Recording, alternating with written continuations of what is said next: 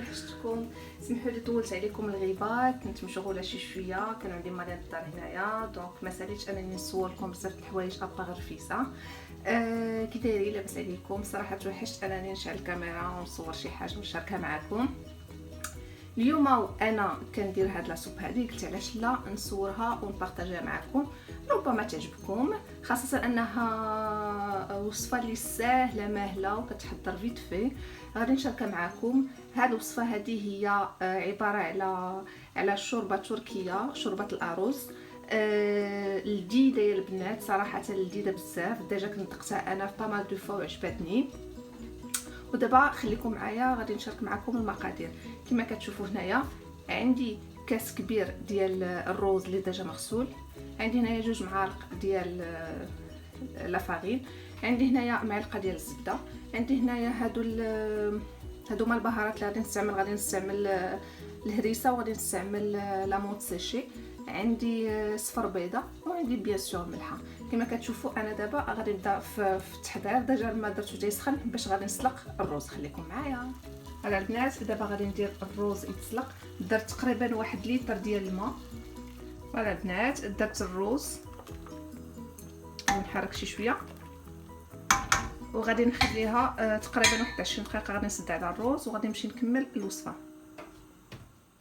غادي نبدا على بركه الله. البنات نسيت ما قلت لكم في المقادير انني كنحتاج الياغورت طبيعي، نسيت ما ذكرت لكم في المقادير. خديت هنا كما كتشوفوا بول، وخديت الفويل اللي غادي نستعمل باش نكمل التتمه ديال التحضير. كما كتشوفوا ما غاديش ندير هذا الكاس الكبير، غادي ندير تقريبا نص او اكثر من نص بهذا الشكل هذا. غادي نجي وغادي ندير دوك 2 معالق ديال الطحين بهذا الشكل، وغادي نجي وغادي ندير صفر بيضه فوالا بهذا الشكل، وغادي نبدا نضرب مزيان مزيان مزيان مزيان مزيان مزيان.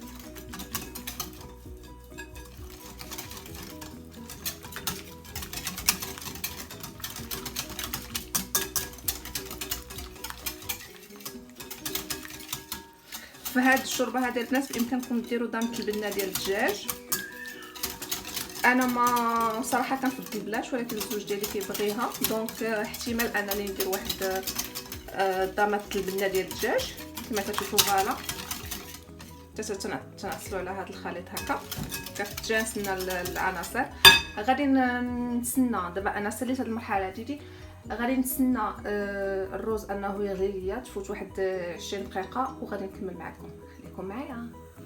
فوالا البنات انا رجعت معكم من بعد الروز ديالي ما غلى لمده ثلث ساعه.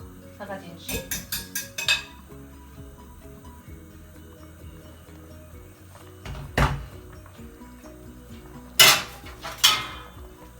كما كتشوفوا ولا بهذا الشكل هذا.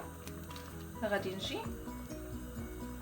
وغادي ناخذ وندير في هاد الياغورت والبيض والطحين اللي درت، كناخذ منه الماء وندير في علاش باش داك الياغورت كيهبط لي فاش كنجي نزيدو على الروز كيكون ليكيد، ما كنلقاش صعوبه. كنظن بان راه كافي. فوالا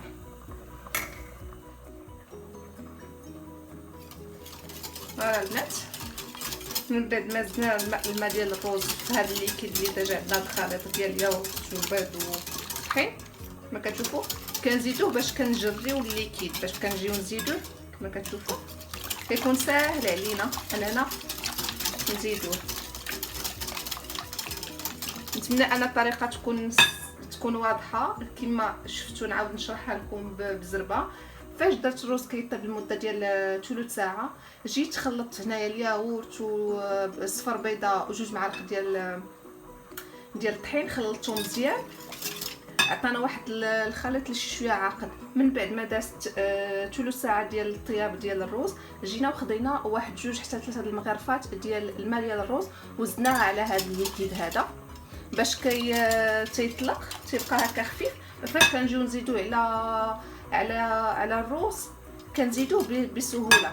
دابا البنات غادي نزيد هاد الليكيد على الروز وغادي نرجع معكم باش غادي نصاوب الزبده ونستعمل هاد لي زيبيس. من بعد ما غادي نزيد هاد الليكيد للروز غادي نزيد الملحه ونخليه يغلى شي شويه. خليكم معايا.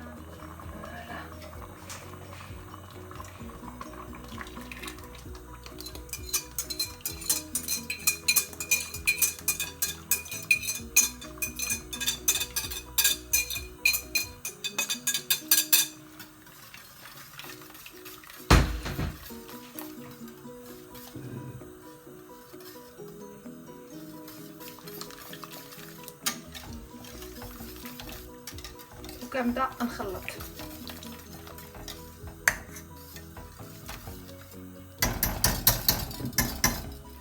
اي فوالا البنات، هنايا من بعد ما خليت لاصوب ديالي كتغلى شي شويه على نار مهيله، جيت ودرت الزبده ديالي. هذه زبده بلديه غنديرها تذوب وغادي نزيد عليها البهارات. وبالنسبه لاصوب غادي نزيد لها غير الملحه. شنو كنت باغا نقول لكم اخر بالنسبه لهاد لاصوب البنات، من الاحسن تكون زبده بلديه كتعطي مذاق زوين لهاد الشوربه، احسن من المارغرين. ما صراحه كتجي باسله بالمارغرين. وبالنسبه لدامه البنه اللي قلت لكم راني غادي نزيد واحد النص ديال داما في لاصوب فاش كان الروز كيغلي. دابا خليكم معايا، غادي نجي وغادي ناخذ البهارات. عندي هنايا معلقه كبيره ديال النعناع اليابس، وعندي هنايا شويه ديال البول بيبر، هذا بحال السودانيه. غادي نجي وغادي ندير لها بهذه الطريقه. فوالا، نتمنى ان الصوره تكون واضحه بهذا الشكل، ونخليوها تغلى شي شويه. فوالا هنايا البنات غادي نجي وغادي ندير واحد 2 معالق ديال الملحه كتبقى اختياريه. انا الا بانت لي بان راه ناقصه الملحه راني غادي نعاود نزيدها. وغادي نجي وغادي نجيب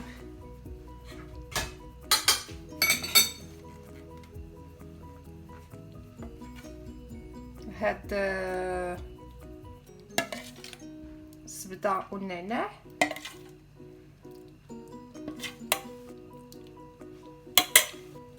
ونبدا نخلط.